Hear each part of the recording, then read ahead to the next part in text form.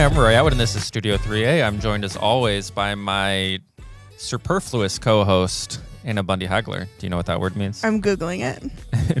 It means unnecessary. I was like, I don't think that's... Not a compliment. Especially through being more than enough. I am too much. Yeah. You didn't even say my name, though, so... Anna Bundy Hagler. I that's said it. me? Roll the tape. I said it. Said it twice now. Oh, my bad. Last week we talked about traditions. Yes, we did. Traditions. We didn't even sing From that Fiddler one on time. the Roof. Wow. We were really slacking. We don't sing. You sing. We can sing. Anybody can sing. Everybody can sing. Okay, John Wesley. Not everybody's going to understand that joke. That was a really nerdy joke on my part. But we have a hymnal in the church, and the first page of the hymnal tells you that everybody should be able to sing Lustily. for the Lord. I think it says lustily. I think lustily is the word. Yeah. What feedback did we get from? So I posted it on Facebook because obviously, and my friend Maddie, who is a mother, and she said, as an elf on the shelf parent, I support your decision to never have an elf on the shelf. And then I think like 3 days after we recorded, I saw this TikTok and I was like, well, we got to talk about that. When I had little kids, I told them Elf on the Shelf was for naughty kids. Their parents knew they were on the bad kid list and used that derpy little elf to try to get them to act right, but it was too late. If they got gifts, it was the parents, not Santa, putting them under the tree. So she like conned them into thinking. Yeah, so the top comment, which is also what cracked me up, says, we tell our kids that the elf arrived and he's a really good hider, but he's still watching. They spend hours looking for him. We don't have an elf. That's so good. That's awesome. I had some people who were interested in Mojito Mondays. Really? Is anybody going to do it with you? I don't know. I did on my way into this building today. Somebody was like, we're going for Margarita Monday. You want to come? And I was like, who said that? Emily and Anna. I wasn't invited? No, guess not. Wow. Emily and Anna, they're for folks who aren't watching, are also staff members who work here. Everyone's watching. Everyone watches. What did I say? You said for folks who aren't watching. Everyone who's listening to you is inherently watching. I think Christmas is making me crazy. Christmas? I need you to know the Haglers have no decorations up in their home. That's kind of sad. Yeah, you talked about, I put out the staff TikTok this week where I asked people when they started listening to Christmas music. And I've had multiple people tell me that they can't believe you don't listen to Christmas music. Yeah, I had some people complain about it to me in person. Wow. On Sunday. And I commented on the Facebook that I've received those complaints and I am #listening and #learning. I can't. I am sorry for offending. Well, you're not listening to Christmas music, and we're not putting up Christmas decorations this year. I'll put it on when Jacob's in the car because I know he likes it. That's kind. Yeah, I'm just a kind person. Yeah, you are. You are. Generally kind of my deal. But I mean, I think Christmas is like infiltrating everything. It's infiltrating? Yeah. I think it's just happening. I don't think it's... That's probably a better word for it. It's we work at a church. Like, this is Advent. Like... But I can separate Advent and like Christmas. Coming into... It feels abrasive this year. It's just here. Abrasive? Are you like hugging the tree a little too closely? Yeah, apparently I'm just in a mood today. Did we get any other feedback or what are we talking about today? That's all. What we're talking about today is travel. Travel. And so I'm talking about it in Christmas related travel. Yeah. But we're supposed to bring trips that our favorite trip we've ever taken, and a trip we'd like to go on that don't have to be related to Christmas. Correct. You want to go first? Sure. I couldn't really pick. I kind of really failed on the assignment. You created the assignment. Yes. Okay, fine. So the big like international trips I've done, I went to Colombia, which was really cool. In South America. Country? Yes. Yes, I'm from North Carolina, so I was like, I've also South been Carolina? to Columbia, the university campus in New York, but that's not. There's another one. Yeah. Yep. So that's your favorite trip? Well, then I've also went to Ireland, which was really cool. So that's your favorite trip? No, I don't like to pick favorites among my children. My vacations are my children. I just didn't know what to say. I went to the south of France. Okay. And then I did a trip that was Germany and Italy. It was like 2 weeks long. Those are like my none big of them are international- your favorites, Those are like- but they're your favorites. They're collectively. Did you just list all of your international trips? Yes. I mean, in high school, I went to London and Paris, but that's not in the. Does anybody favorites. see what I have to work with here? We create a plan before we come into space, and he wrecks it every time. Every time? Wow, every this time. escalated quickly. We learned in premarital counseling class you're not supposed to argue like that. You're Oh. supposed to stay on the topic. Okay. Yeah, you're not supposed to say you never do this or you always do this. Thank God we're not married. We don't do it in our marriage, mine and Kyler's. I but mean, I do thank God that we're not married. It wouldn't work out well for either wouldn't of us. work. Wouldn't be a thing. Okay, well, What's your favorite vacation? I do have. I guess I kind of cheated because I did list multiple, but I'm not naming all Okay, of the so vacations. you just gave me shit for listing multiple, and then you did the exact same thing? I'm not listing every vacation I've ever been on. I didn't list every vacation I've ever been on. Okay, that's fair. So my favorite with my family is that 2 years ago we got to go to the Outer Banks with my dad's side of the family, and we go for a week. And so I grew up like going on beach trips, like you go for the week, but Kyler didn't. So Kyler didn't know like what a beach trip entails, and you like get to do nothing. It's so great. You like go to the pool. A lot of and you people read. don't like beach trips. Let us know. Do you like beach trips or not? Because some people are like, I want to just sit there and do nothing. Yeah. And some people are like, there's culture out there that I'm not experiencing. Right, yeah. Kyler and I are very low key on vacation unless we're not. There's like no in between. We're not like So you're adventurous not. one day and then not the next. So we're So not you're what? either. So you're saying when you're taking a trip, it's either all relaxing or all adventuring. Yes, there's no middle okay, ground. okay. So the beach trip was great. I love the Outer Banks. And we drove there, which was even better. But my like favorite trips recently have been like being married to Kyler. We have really great vacations. Mm-hmm. So we did Disneyland and Disney World 3 weeks between each other. Mm-hmm. And that was like the best month of our lives. Remember when I said like I'm a recovering pretentious person? Yeah, your face So I'm said that you're not- working on it. I'm just so proud and happy for you that you enjoyed a trip to Disney World and Disneyland as an adult. Oh my God, why wouldn't you? I don't know. I can't come up with any reasons why someone wouldn't enjoy that vacation. And I'm just so happy that you found wouldn't joy go? in it. As an adult? Yes, No. without kids. Absolutely not. Everything's more expensive than it needs to be. It's like That's fake. not the point. You can take food in. Yeah, the food there is not really that good. It's like fake culture. Like America had to create fake culture because Europe has like real culture, and so we had to make like an amusement park to pretend. Do they have like a meeting that you can go to for recovering? Look, I was being nice. You asked more questions. You brought it upon yourself. Okay, I think it's time to move on. But look, I don't. That's my opinion. It doesn't mean I'm right. I'm probably wrong. You're it's me being a probably wrong. Grinch, right? You do So- have, I was about to say you do have the green lights behind you today, but You have green lights too. we're both so. grinchy. We're grinchy in different ways today. We should move on. Yeah, We should argue about Disney World after this. What vacation do you want to go on? That was our next part of the assignment. So Kyler and I want to travel internationally together. We Yeah. haven't yet, and Jake and I haven't either because we both started dating during the pandemic. During the pandemic, and we haven't had opportunities to do that. Yeah. So TikTok is a lot of inspo for us.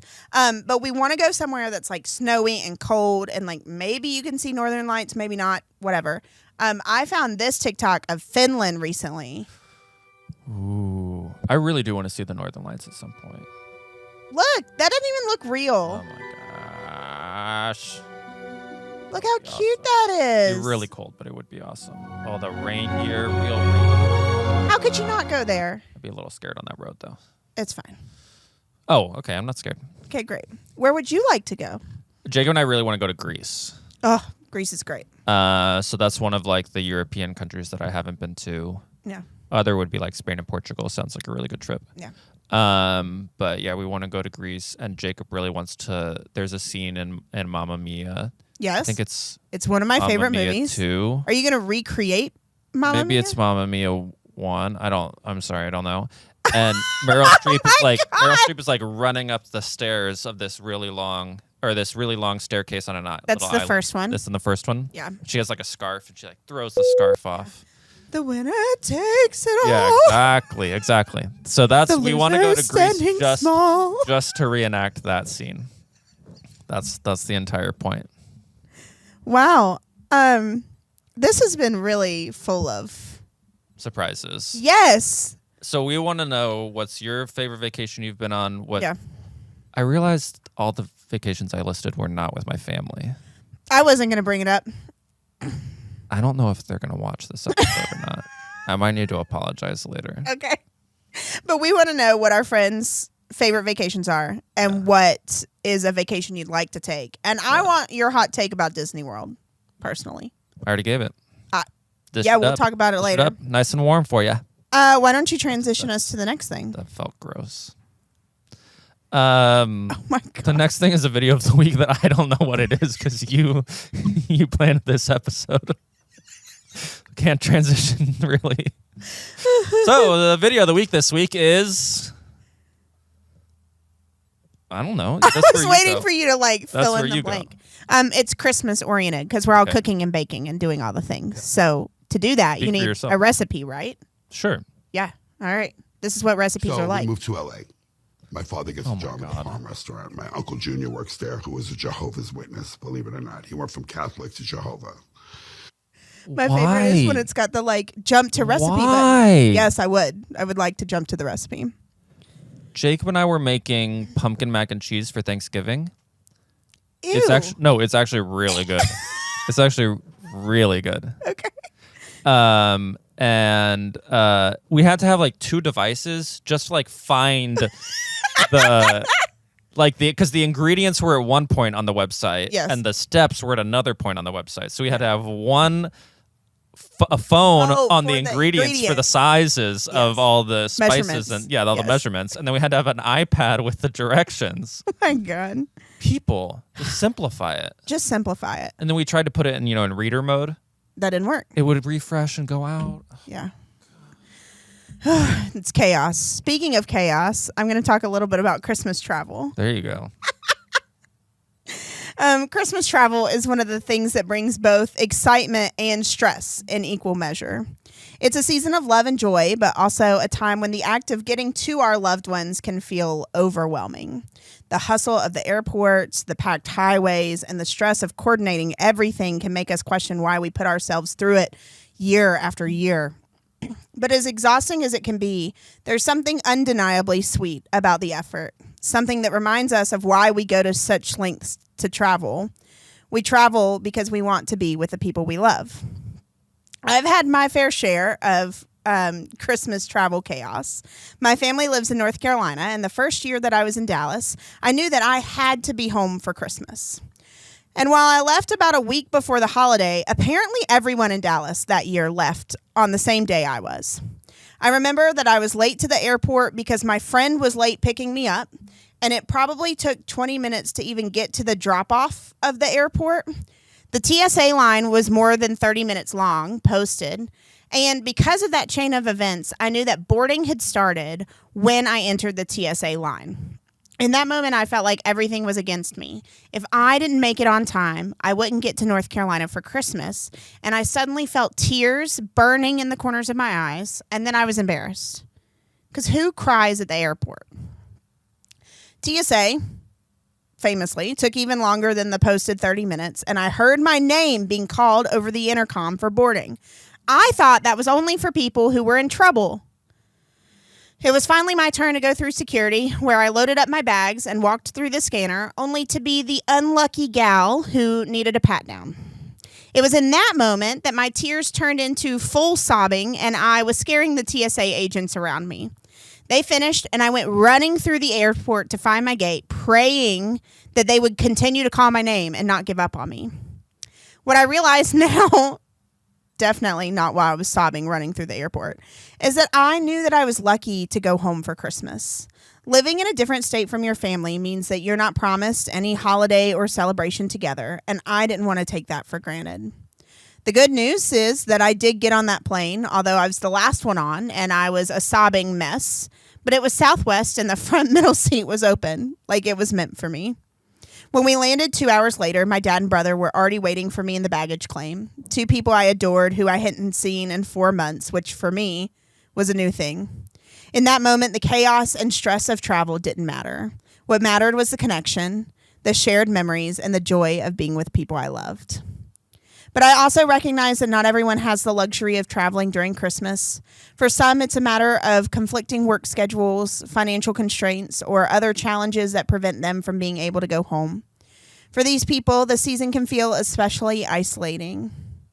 Christmas isn't about being physically present in one place. It's about the relationships we have, the love we share, and how we can bring those things to the people around us, whether near or far. For some, the best they can do is send love through a message, a FaceTime, or a thoughtful card.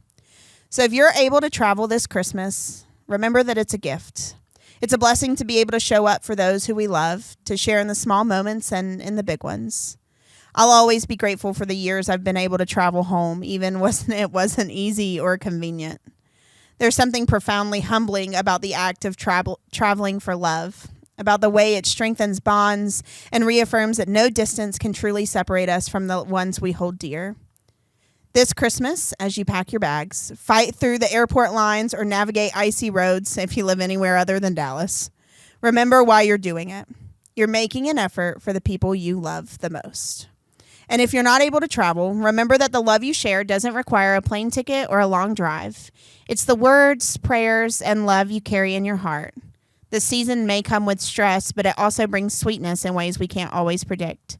The love we give and receive, especially at Christmas, is always worth the effort. That was really sweet. Thank you. So sweet. That's so sweet. That was a great story. Was it? Did you make the flight? Yeah, I did make the flight. Okay, but I mean, I literally, like, they were like, you made it. You had 2 minutes, like, less than 2 minutes until the doors closed. And I was like, you were going to close the doors? Because I'm already crying. Yeah. Yeah. At one point you said packed highways. Yeah. I thought for a second you said pad thai. So that maybe was you one celebrate real with reflection. pad thai. Yeah. It's close to around lunchtime when we're filming this right now. I really liked how you framed travel as a blessing. Yeah. And a privilege. It doesn't feel like because I think because it's a pain in the ass. And usually it costs too much, yes. right? Like, that's what keeps me from going home a lot. Yes. It's like, well, plane tickets are too expensive. Well, and it reminded me, thinking about going through the election, yeah. our parties are now more and more polarized based on college education and class and what people can afford and can't afford. Mm-hmm. And we constantly need, whatever group we're in, we need reminders about the realities of the other group. Yeah. And a lot of people have never been on an airplane. I wasn't on an airplane until I was like a junior in high school. Yeah. Right? So like that's wild. Yeah. So, and there are those of us who take multiple flights every year. Yes. Because that's just, we're going part of to life. a wedding or we're going to we have multiple, the idea that we can take multiple vacations, like that was not really a thing for a long time in U.S. history, and a lot of people still aren't in the place where they can take multiple vacations. Yeah. So I really did like your reframing of like, it sucks, but it's worth blessing. it. Yeah. Yeah. And like, I think about, I mentioned last week, I'm not going to cry again, I hope. But like my grandfather passed this year, and being in Dallas, I didn't get to go home for as many Christmases as I would have liked. And so, being a pastor doesn't mean I get to go home around Christmas a lot. Yeah, we're a little busy around that time of year. A little. But writing this reminded me that like I do want to make more of an effort throughout the rest of the year to go home to see my grandmother and my grandma. And it's really easy to not. So easy to not. That's why what we talk about, you have to sometimes create like traditions or even like fake little holidays of like, well, we're always going to go back around this time for this reason, because otherwise you just get in the groove of, going to work and living your life and you don't make the effort. Yeah, it does require intentionality. So, again, I'm going to make the effort. I'm going to make the effort for you, I promise. Thank you. Physical touch has to be high. I can't. I wanted to be Ariana Grande in that scenario. Well. Anyway, you're traveling for Christmas, let us know where you're going. Yeah. If you're dreading it, if you're looking forward to it. And if you're not traveling, let us know what are some special things that you're going to be able to do with your fam this year. Come on over to our house. We don't live together, but in this little scenario, come on over to our house. We'll have you over. All right, we'll see you next week. Our house? Yeah, we're at our little imaginary house. We have people over all the time. I do have people over all the time. I don't. Absolutely do not. 'Cause it doesn't mean so much in the end.